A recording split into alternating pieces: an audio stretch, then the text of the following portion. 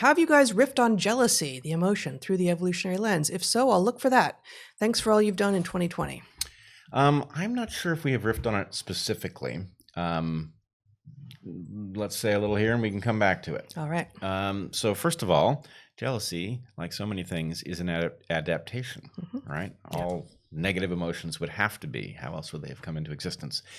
Now, jealousy obviously has implications.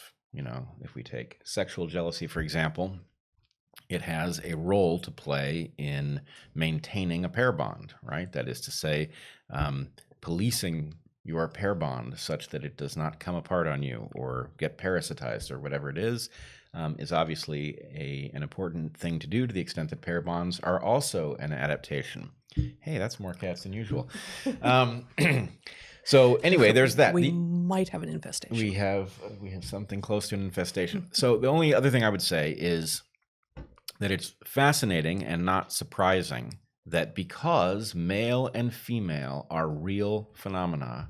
Whoa. I know, real phenomena. And because male and female, not only are they real, but they're different, that the sexual jealousy is distinct between males and females in a predictable way, because that is to say that the things that threaten a male and a female are distinct.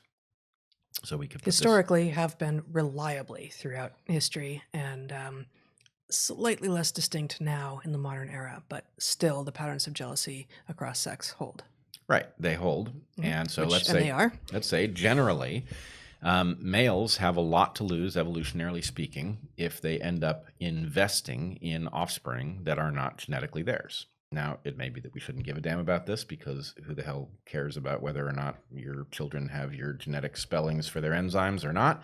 But we are wired to care about it, because those of us who were more wired to care about it outcompeted those of us who were less wired to care about it. So males, and by the way, this is a feature that females carry but do not express. That is to say, we all have the human genes with very few exceptions. There are some Y chromosomes things that women don't have, but in general, women have all the same genes trying to get into the future, and so they express those that match the womanly interaction with the universe, and they have latent the ones that match a male pattern. Mm-hmm. But nonetheless, men tend to be very concerned about sexual infidelity.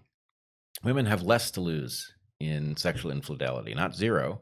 Sexual infidelity can result in the loss of a mate to somebody else, so there's reason to be somewhat jealous over it. It can result in disease or other things, so there are reasons that women should try to police the sexual behavior of their mates, but not as strongly as males. What females, at least in humans, have to fear especially is abandonment, because to the extent that raising offspring is an extremely expensive behavior, signing up with a male to jointly raise children and then having him disappear, which then makes that female much less able, in traditional terms, to find a new mate because she's got a burden that doesn't carry the genes of whoever the new mate would be, means that this is a very serious matter. So, in general, men tend to be more sexually jealous, and females tend to be more romantically jealous.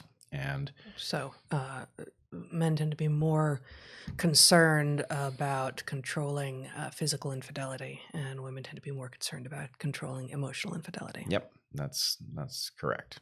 All right, so I think that's a good summary primer on sexual jealousy, at least. And then there are other kinds. Just some time for us to lose all of our carnivorans. Oh man.